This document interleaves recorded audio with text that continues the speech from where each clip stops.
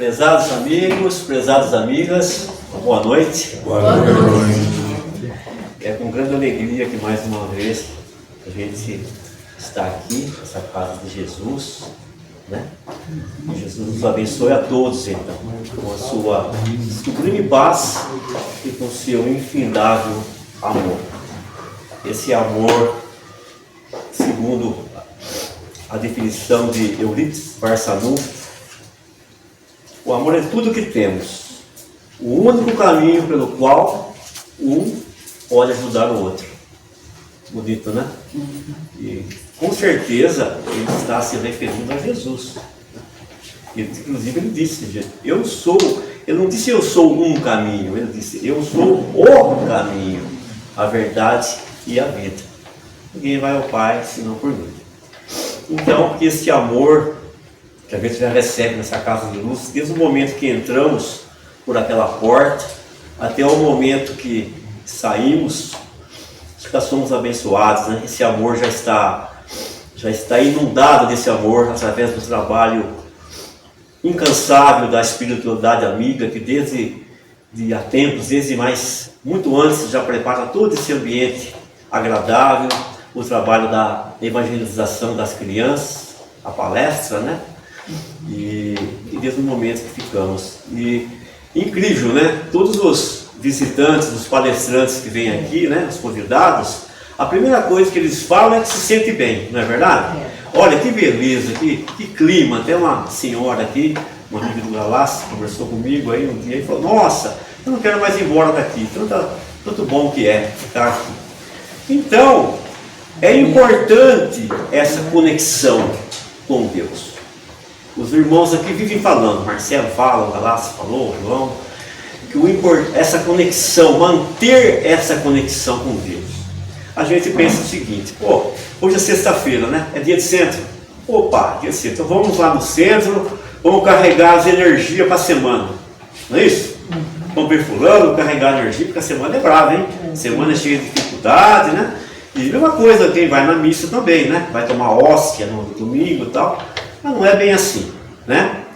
Nós precisamos manter a importância de manter essa conexão com o mais alto, né? Temos que manter. Não é fácil, porque a partir do momento que a gente já sai daqui, o primeiro tropeço, o primeiro contratempo, a vida já chuta o balde, né? Já não dá certo, dá uma fechada no carro, uma coisa que não dá certo, já vai por água abaixo, já se desequilibra facilmente. E como manter essa conexão com Deus, com Jesus, com o alto, com os bons espíritos, com os nossos protetores? Como manter? Parece fácil, mas a gente sempre fala aqui, a eficácia da prece, o importante da prece, seja qual a hora for do dia, de manhã, à tarde, à noite, a gente vê, pessoal, se você pensar, um agradecimento, um pedido, um agradecimento, você está se conectando, está mantendo essa conexão. O pensamento positivo, a vigilância dos pensamentos. Pensamento é energia, pensamento é matéria. Já foi comprovado isso pela ciência, pela física quântica. Você vai se sintonizar automaticamente com aquilo que você está pensando, não tem como. Se você está num bom astral, pensando em coisas boas, mesmo diante das dificuldades, você vai estar atraindo bons pensamentos, bons fluidos, que vai manter a sua conexão. Então hoje em dia é a conexão com Deus, conexão com o alto, conexão com o bem. A moda hoje é a conexão, né, com a internet, reconectar. Dá uma desconectada na internet, já ficamos preocupados, né? Já caiu a internet, caiu não sei o que lá, mas e a sua conexão com Deus? E a nossa conexão com Deus? Não pode cair.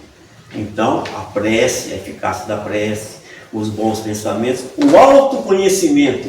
A gente vive sempre falando aqui nessa casa de luz a importância de ouvir os conselhos de Santo Agostinho, né?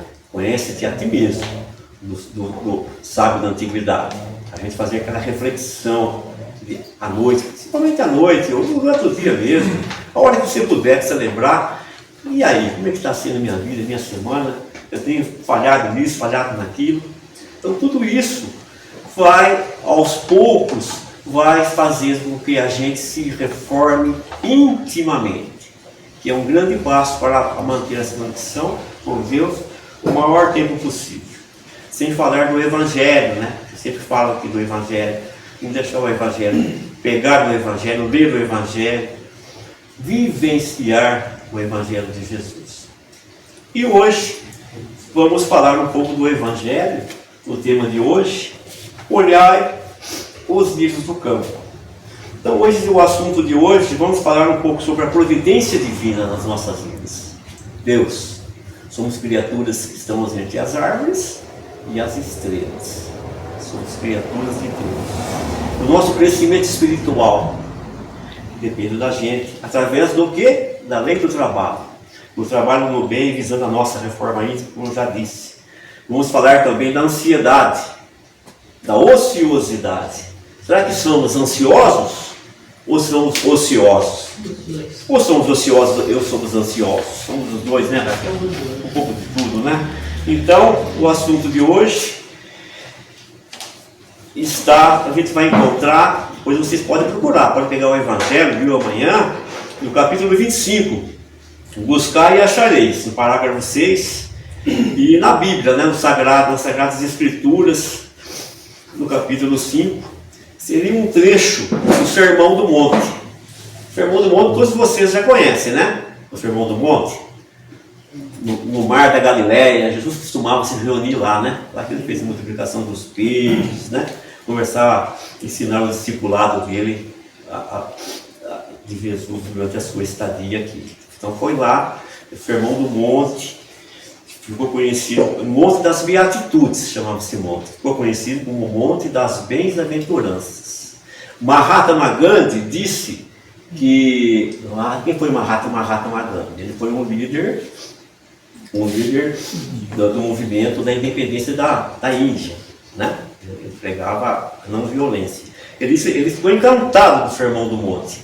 Ele falou, se por acaso todos os livros sacros se perdessem, fossem perdidos, mesmo assim estaria completo tudo que Jesus disse no Sermão do Monte. Então nós vamos lá. Se nós estivermos apenas no Sermão do Monte, nós vamos encontrar tudo para ser bem-aventurados, como disse, as bem-aventuranças.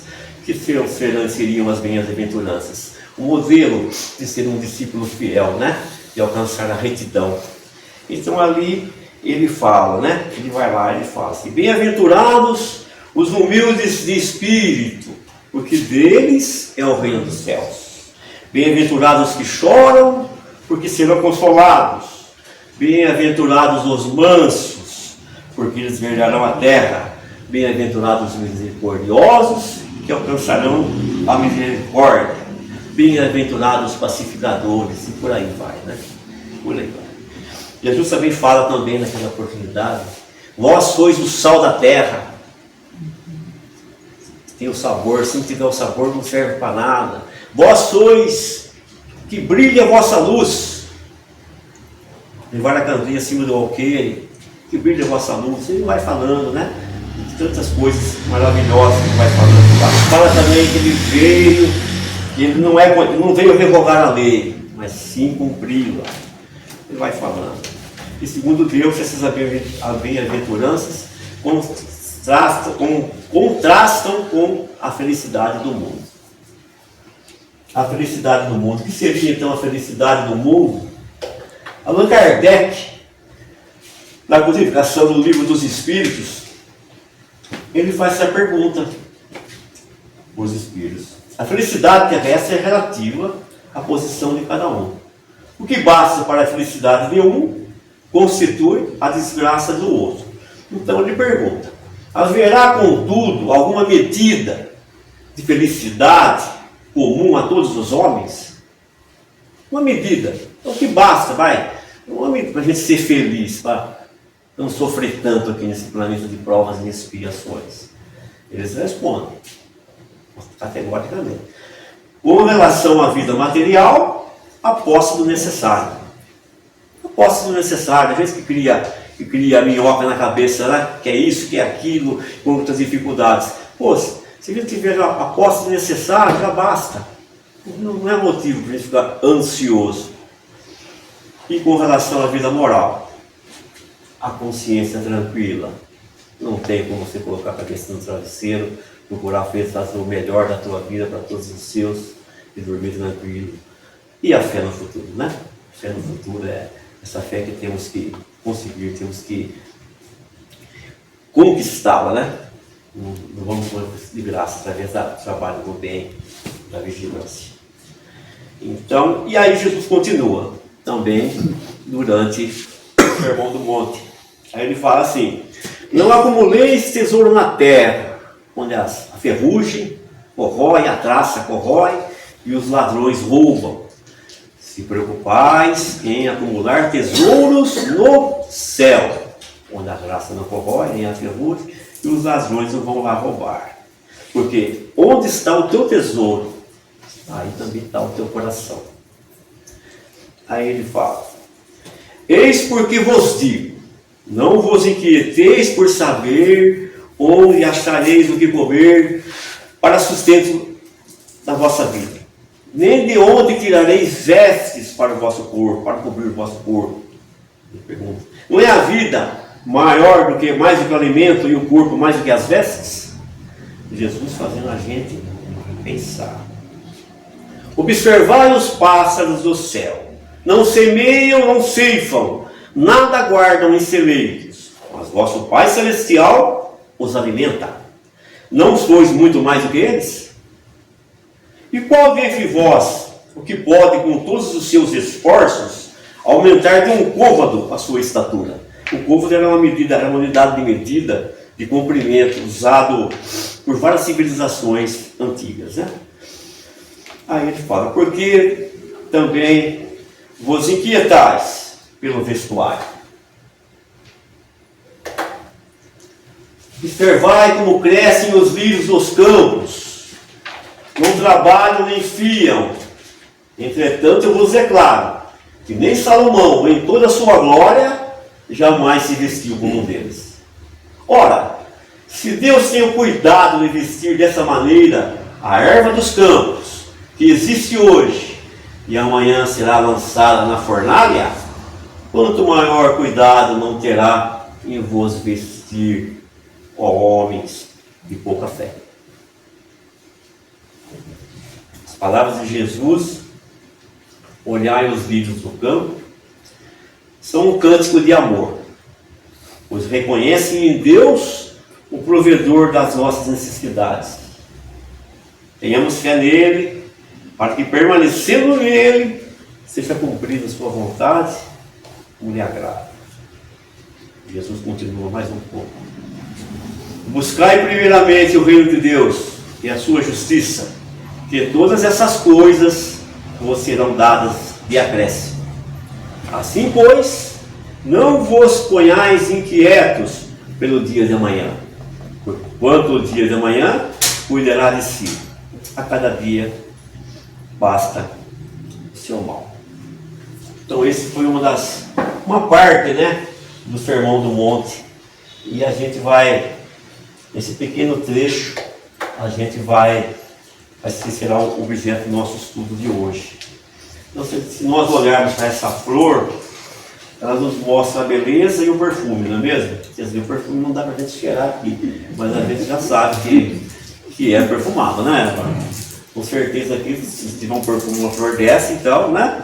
Alguma coisa está errada, né? Mas Jesus está... Então, nós olhando superficialmente, mas convocando Jesus, se olharmos mais profundamente, vamos perceber que Jesus está nos convocando a uma reflexão que fala da grandeza, da sabedoria e da providência divina. O lírio tem uma vida curta, vive pouco tempo. André Luiz não disse: não se apegueis às coisas efêmeras, a flor passa breve, né? A flor vem daqui a pouco. Então, ele tem uma vida curta. E ainda assim é cuidado delicadamente, recebem eles todos os cuidados de Deus. Ser como um lírio do campo é ser consciente de que o nosso crescimento é sempre resultado da obra de Deus em nós.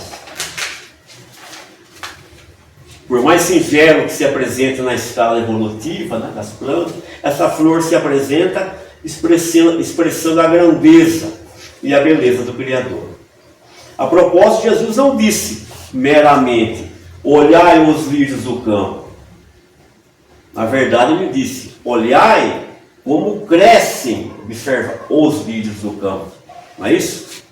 Como crescem. Podemos notar também nessa expressão a verdadeira felicidade que está nas coisas simples. Será que Jesus está nos incentivando a ociosidade? Eles crescem, então Deus faz tudo, eles só ficam ali. Não, né? A deixar o trabalho de lado porque Deus vai prover a tudo. Letra mágica. Não é isso que Jesus quis dizer. Porque se observássemos os lírios, eles trabalham sim, de uma certa forma. Eles têm as suas raízes na terra, eles absorvem a água, as suas folhas captam a luz para fazer a fotossíntese, a luz solar, formando em energia. Então eles estão fazendo a parte deles dentro das possibilidades que eles têm. O que Jesus está dizendo? Se os lírios ficassem preocupados se vai chover ou não, se vai sair o sol, se tem terra ou não para as suas raízes, seria um trabalho improdutivo. Seria uma pré-ocupação. O que é a pré-ocupação? O que traz a pré-ocupação? Uma ocupação antecipada. Ansiedade. Nos traz a ansiedade. Então aí seria só o trabalho de Deus. Então o que Jesus está nos falando? Aqui ele nos leva a nossa fé raciocinada. Fé raciocinada. Deus está no controle de tudo. No reino vegetal, no reino animal e no reino nominal. É importante notar que a providência divina provê o necessário. Mas tanto as aves como os lírios têm que buscar o que precisam, cada um com suas habilidades. As aves voam, caminham, vão atrás de semente, de fruta, de inseto, usam o bico deles, o João de Barro trabalha com o bico, né? Trabalhador, os pés, e os lírios também, na forma deles, eles usam os mecanismos que Deus lhe deu, né? As raízes, a terra, a água, eles fazem a parte deles. Em outras palavras, as aves e os lírios trabalham sim, fazem a sua parte, dentro das suas possibilidades. O homem, portanto, deve trabalhar, fazer a sua parte, dentro também das suas possibilidades também. Que são muito maiores que aquelas das aves e dos lírios. Concordo, né? Eles são um estágio evolutivo muito mais adiantado que as aves e as plantas. E tem, portanto, muito mais capacidade e responsabilidade na busca e utilização dos recursos da natureza para produzir o que precisa, para alimentar e vestir o seu corpo. E muito foi dado, muito será pedido. Aí Jesus fala, homem de pouca fé. Jesus está falando da lei do trabalho. Allan Kardec percebeu isso e ele coloca no capítulo 25 do Evangelho, segundo o Espiritismo, buscai e achareis. Não esperai que alguém vai buscar para ti. A lei do trabalho, como nós sabemos, Jesus coloca a providência divina, ou seja, Deus vai dar os recursos para a nossa existência, desde que façamos a nossa parte. Então essa é a mensagem que nós precisamos perceber. Deus nos dá inteligência. É nessa inteligência que vamos encontrar o caminho que desejamos para o nosso crescimento espiritual, que é o motivo da nossa estadia aqui nesse planeta. Somos espíritos de terceira ordem, com muitas imperfeições. O Pai vai prover aquilo que cabe a Ele, mas nós precisamos fazer a nossa parte, mais uma vez. Precisamos cuidar do corpo.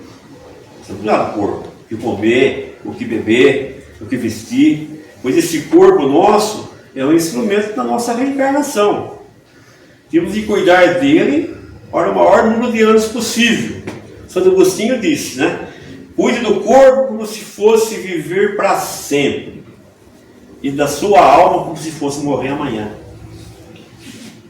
Somos espíritos imperfeitos, da terceira ordem, como eu disse, e apegados muito à matéria. Aí temos exageros, pré-ocupações, o que nos adoece. Nos envia seria a ansiedade, a depressão, problemas, transtornos mentais, tudo causado por esse estado nosso, né? Então a lição não é um incentivo à ociosidade, nem também à ansiedade, pois seria uma negação além do trabalho. Na questão 675 do Livro dos Espíritos, o Kardec pergunta: no trabalho só se deve entender as ocupações materiais? Eles respondem: não. O espírito trabalha assim como o corpo. Correto? Toda ocupação útil é trabalho. Trabalho é ocupação útil. Mas a preocupação, como eu disse, é ocupação inútil. Se o lírio ficasse se preocupando se o sol iria aparecer, se ia chover, se a terra tem adubo ou não tem, seria uma ocupação inútil. Ou seja, uma pré-ocupação. Então nós devemos nos dirigir na vida trabalhando, trabalho, e confiando naquilo que estiver fora do nosso alcance. O que está fora do nosso alcance? Providência divina. A lição então é um não à ociosidade e um não à inquietação.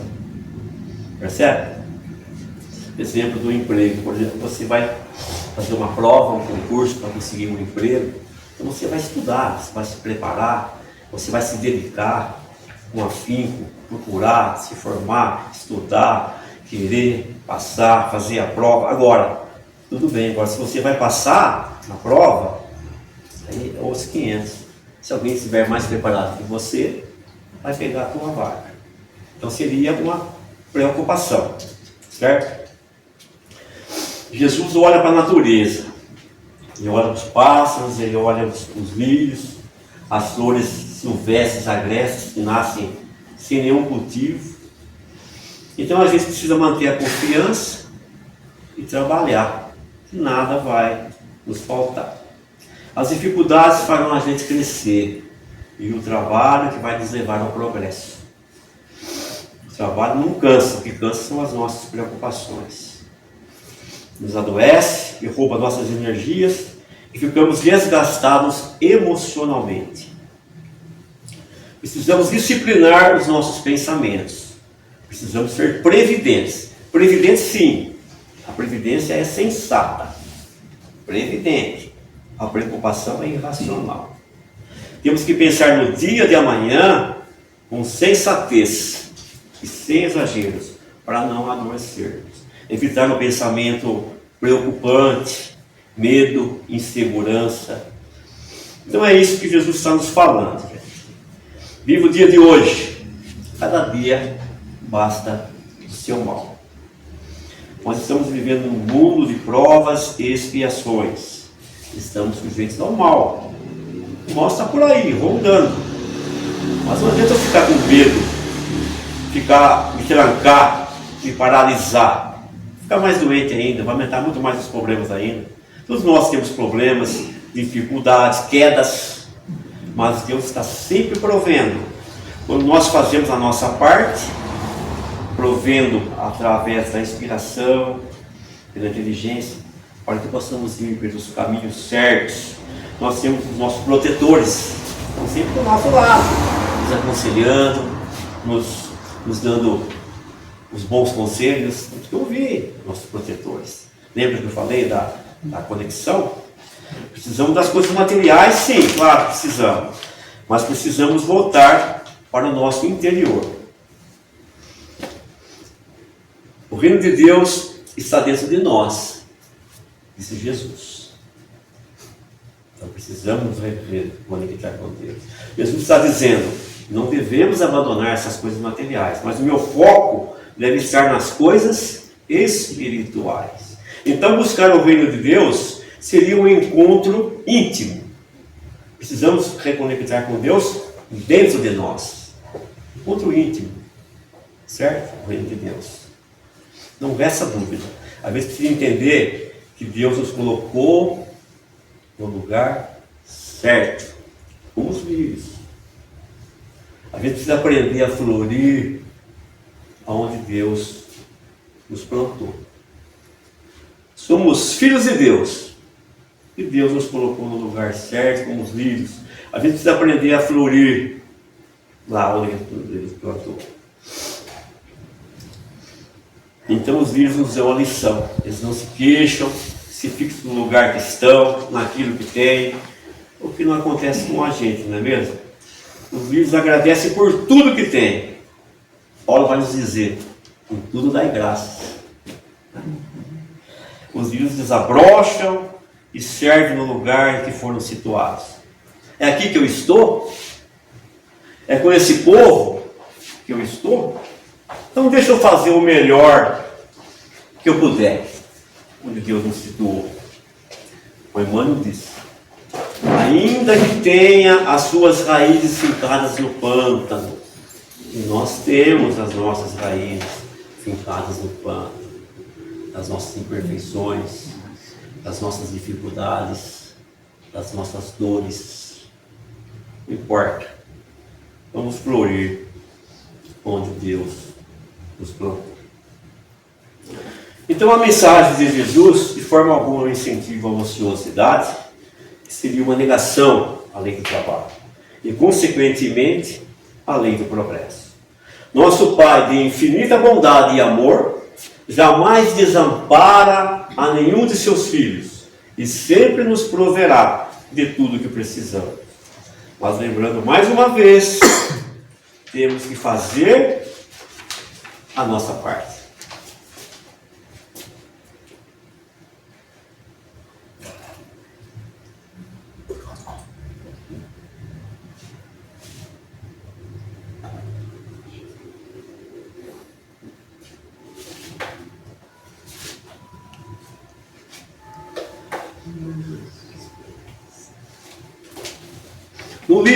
No livro Lírios de Esperança, de autoria do médium Vanderlei Soares de Oliveira, não sei se tem aqui na biblioteca, ditado pelo espírito Hermance Dufault. Hermance Dufault era uma notável médium francesa precoce, nova, autora de extraordinárias obras literárias. Ela contribuiu com Allan Kardec para a codificação do espiritismo. Ela era membro da Sociedade Parisiense de Estudos Espíritas. Então a senhorita Dufault foi uma das maiores figuras entre os espíritos da primeira geração. Então há uma conversa nesse livro aí, complexa e profunda, entre Eurípides Barçanufo e nossa querida Mãe Santíssima Maria de Nazaré. Isso foi no dia 1º de novembro de 1918. Para quem não conhece, como eu disse, Eurípides Barçanufo foi um professor, político, jornalista e médium brasileiro, um dos expoentes e pioneiros do espiritismo no país. Ele fundou o primeiro colégio espírita do país, o Colégio Allan Kardec, que disponibilizou educação gratuita para milhares de pobres e órfãos. Ele faleceu nesse mesmo dia que Maria veio ter com ele. Então está aqui a conversa que Maria teve com ele. Então, Eurípides, já numa situação de muita fragilidade, no processo próximo do seu desencarne, ele havia contraído a gripe espanhola pelo vírus influenza, o H1N1, que uma pandemia que se espalhou pela Europa, né? Pelo mundo, né? Causando a morte de mais de 50 milhões de pessoas, entre 1918 e 1819. E ele faleceu com 38 anos de idade. Então ele recebe uma visita muito especial. E quem vem ter com ele? Maria de Nazaré. Uma visita que ele chama luminosa. Quanta emoção. Maria então fala para Eurípides: Jesus convoca-te a novos rumos. Ele ali está se despedindo daquele corpo adoentado e carcomido pelo vírus, num processo de desenlace, desencarne. Ela diz a ele: meu filho amado te convoca a novos serviços. Uma classe de aprendizes empedernidos, frios, insensíveis, né? Difíceis de convencer, suplica educação e luz. Haviam criaturas em processo de aprendizado, necessitando de orientação e de direcionamento, de auxílio e mão estendida. E continua Maria. Um submundo de atrocidades e loucura está à espera de serviços imediatos. Chega o tempo de banir a escuridão da terra, separar o joio do trigo.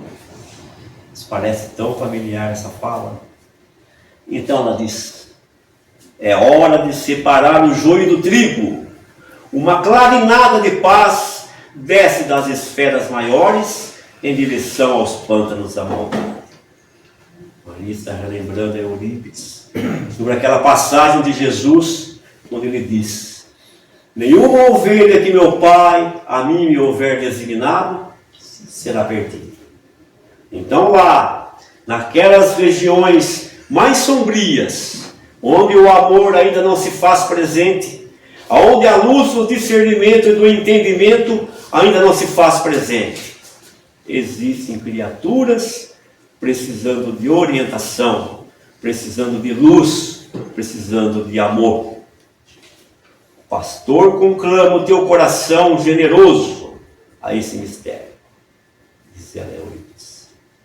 Urge salvar os escravos da ignorância e converter os senhores da perversidade. Os pântanos da maldade estão repletos de almas tíbias, doentes, desanimadas, sem fervor. Então, quem seriam os senhores da perversidade? As almas tíbias, os escravos da ignorância e aprendizes empedernidos, onde ela estaria convocando Eurípides a ajudar nos trabalhos de Jesus. Ela esclarece a ele e a nós.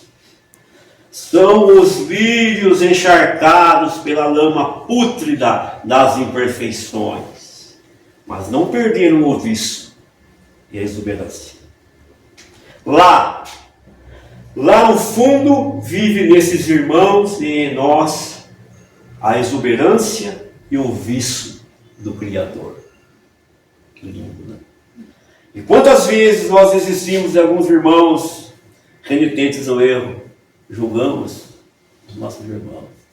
Aquilo lá não tem jeito, fiz de tudo para ajudar, não tem jeito, não quer saber. Né? Quantas vezes nós julgamos? E continua. Não deixaram de ser lírios, ali jazem atolados no lamaçal da insanidade. Nos abismos encontram-se os lírios de Deus, aqueles que amam a mensagem do Cristo, como nós. Todavia, ainda não souberam honrá-la. Inúmeras almas rebeldes que amam o Cristo. Será que algum de nós somos assim? Amamos o Cristo, mas ainda não sabemos viver com Ele? Ainda cometemos muitos erros, ainda há muita escuridão, no sentido de ignorância, dificuldades e equívocos em nós. Estamos abandonados à nossa sorte? Jamais, de forma alguma. Somos lírios de Deus. Olhai pelos lírios, convoca Maria a Parsanufo. Jesus te chama para ergueres um abrigo acolhedor e oferecer descanso e elevação.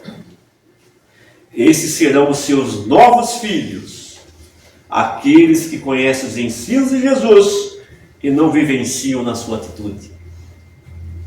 Nossa! Serás o apóstolo da esperança e darás conforto educativo aos cristãos de todos os tempos, que foram atingidos pela negligência, pela tirania da ilusão.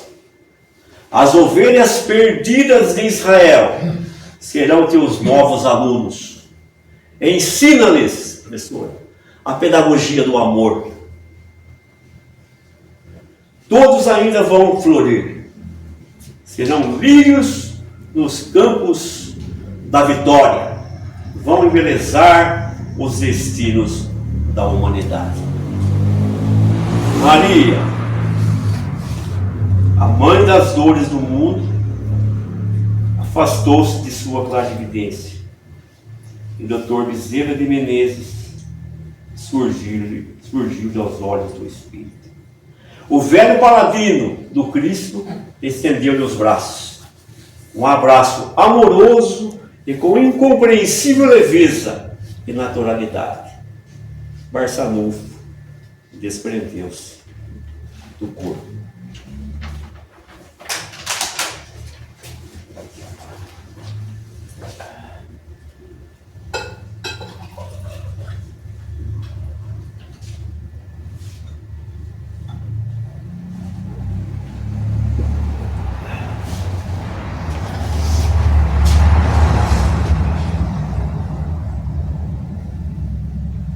Maria ensina em Eurípides que ninguém está desprovido do cuidado do Pai.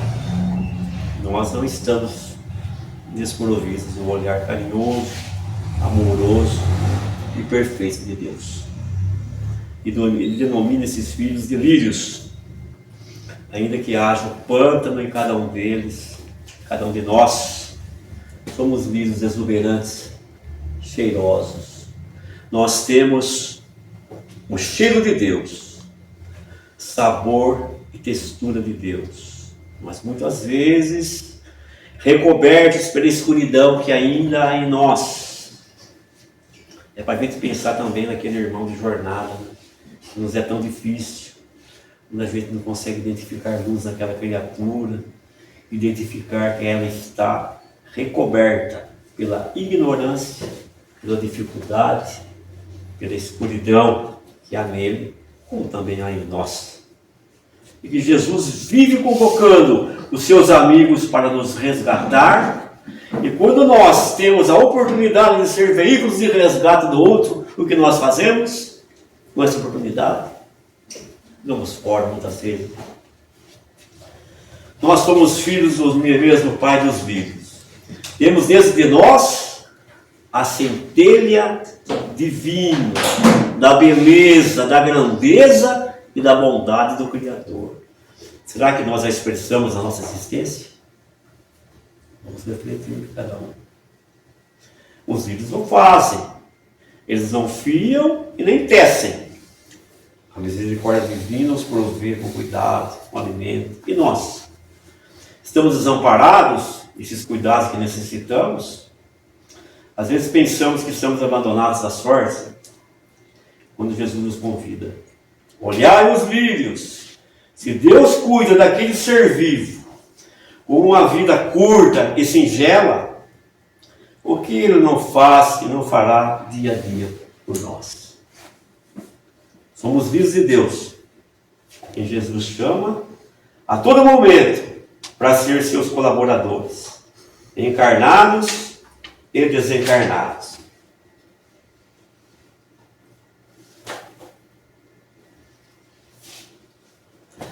Para ajudá-lo na tarefa de direcionar, de orientar, de abrigar, como Maria traz a mensagem a Eurípides.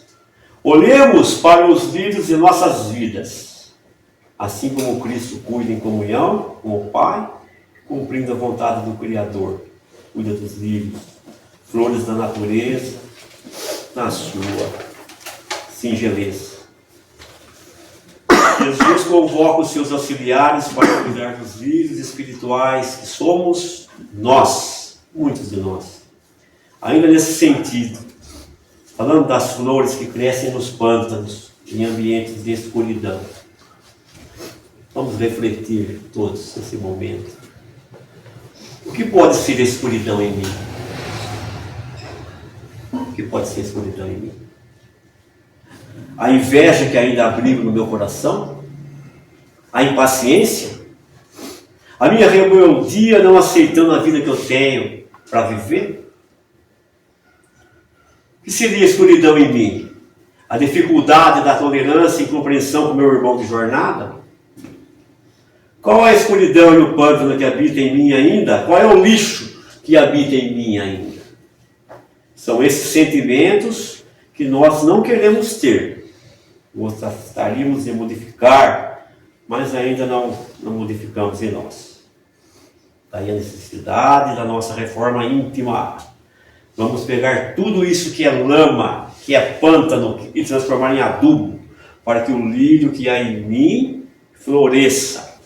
Ou vou permitir que ele seja jogado no fogo?